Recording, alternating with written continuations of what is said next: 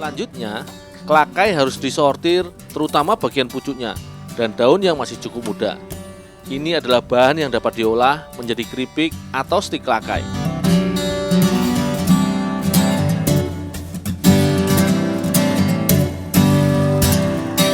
Selain untuk membersihkan, daun kelakai diuyak supaya menjadi lebih lentur.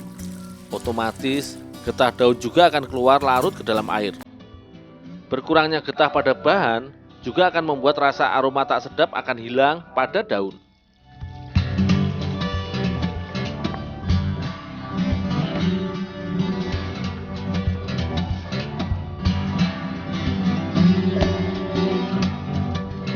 Olahan yang paling sering diproduksi adalah stik daun kelakai.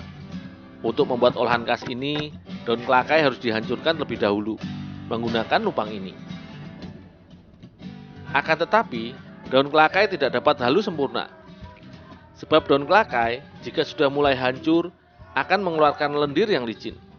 Sehingga cukup sulit menghaluskan semuanya dengan cara ditumbuk.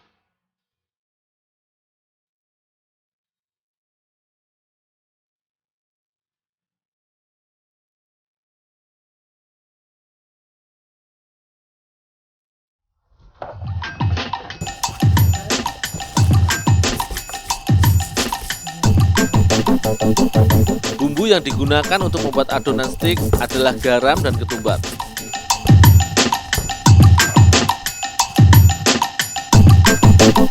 Kedua bumbu ini harus diulek sampai halus, baru kemudian ditambahkan bawang putih hingga halus dan mencair.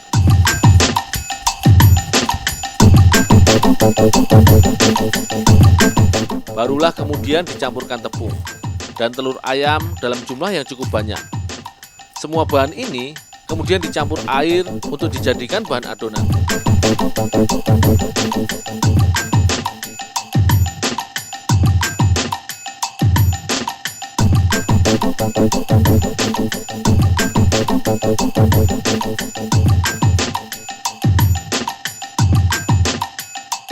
Bumbu yang akan dicampur ke dalam kelakai adalah garam, ketumbar, bawang putih.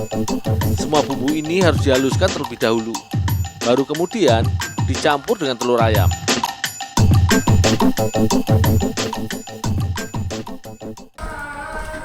Bu, ini kelakainya, Bu.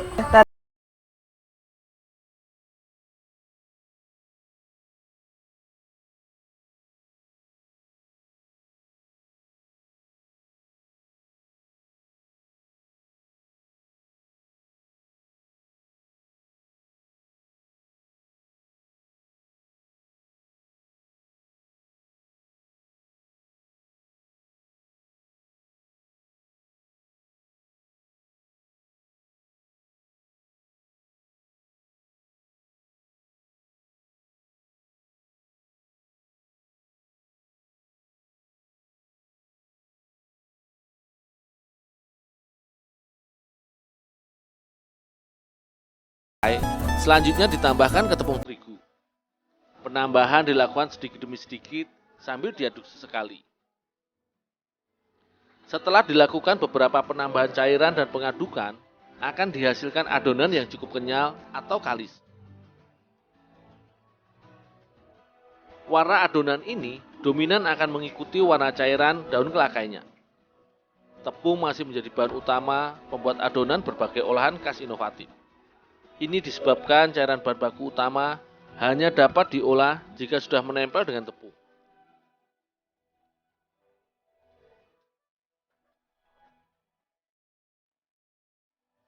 Olahan keripik daun kelakai sangat populer, sehingga permintaan pasar sangat tinggi.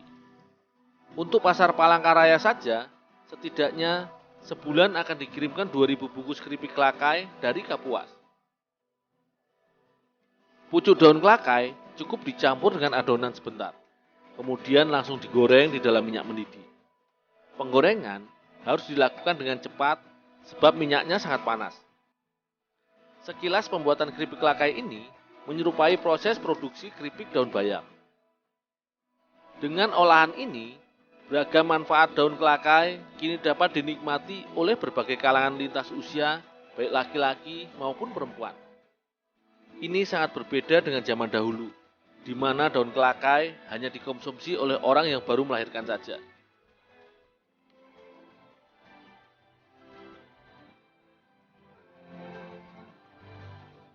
Yang unik adalah saat menggoreng olahan stik kelakai.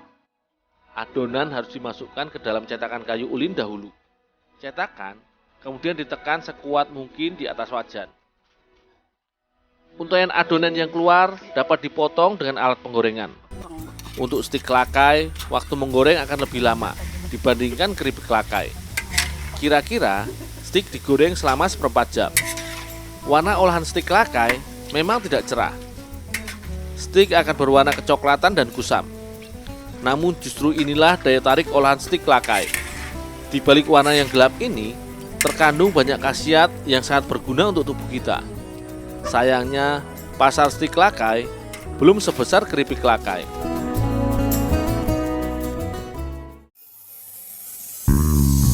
Berkat olahan kelakai menjadi makanan khas ini, nama Kabupaten Kapuas menjadi begitu kondang seantero Kalimantan, bahkan nasional.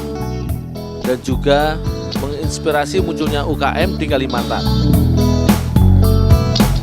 Didukung dengan ketersediaan bahan baku yang melimpah, menjadi potensi tumbuh kembangnya olahan ini. Variasi produk menjadi tantangan para produsen olahan daun kelakai, sehingga konsumen semakin memiliki banyak pilihan sesuai dengan selera masing-masing. Di Kalimantan Tengah sendiri, stik dan keripik kelakai dijual dengan harga Rp15.000 per bungkusnya.